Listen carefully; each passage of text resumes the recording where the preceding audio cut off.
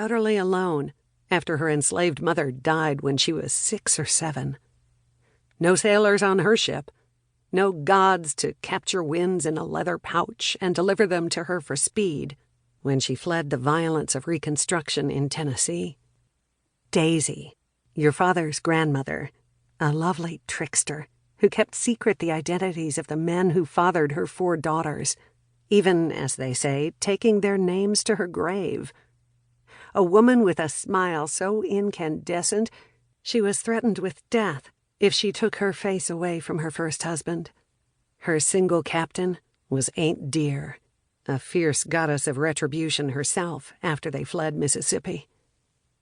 Ruby, my paternal grandmother, her hopeful travels in a Model A Ford with a battalion of 5 sisters from Illinois to Colorado, and then marriage to someone she fled again and again. The sisters her aid, the husband her love and her enemy, until the Rocky Mountains claimed her. Rosa, my mother's stepmother, a woman from a Grimm's fairy tale, a stern and tireless general who with no assistance kept my feckless grandfather and his children alive by leading them to Fontana, California. The Promised Land. All the women ended up in Calafia, a mythical island ruled by a warrior queen whose inhabitants were black women. It is said our state was named for her. The Odyssey was an epic poem meant to be declaimed aloud to people assembled for hearing the tale of harrowing travels home, for loyalty and love. We heard our stories, spoken cautiously or whispered.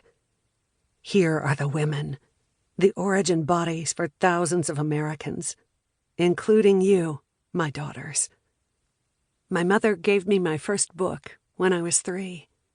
I read the Greek and Roman myths when I was 5, in Dolaire's wonderful illustrated anthology, because a kindergarten teacher was kind to me and let me sit in the corner with books. I was mesmerized by the pantheon of gods and goddesses, memorized their powers, fascinated by the Odyssey, by the monster Scylla and the beautiful sirens. I imagined myself running like Diana the Huntress when I was attacked by boys or men, actually prepared perfect scathing rebukes, like Athena, who sprang from her father's head fully formed and intellectually whole. My father was gone, and my mother was working, but I sprang from the pages of books fully formed. Though I was so small and thin and ugly, I was often invisible, except for when I was hunted, as a girl and young woman, as so many of us were then, and I had to use what I'd learned in books to escape. Sometimes the women in our family didn't escape. The women crossed thousands of miles of hardship, so that when I was 14 and your father was 15, he could walk 1 mile from his house to the end of my street.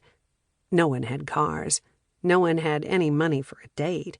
We met only in parks, where he bounced a basketball in the playground of my elementary school. I walked there to meet him.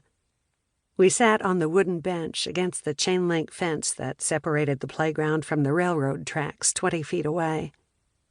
His shirt, white waffle-weave long underwear with the sleeves cut off for a tank top. I remember the smell of freshly laundered cotton and high karate even now.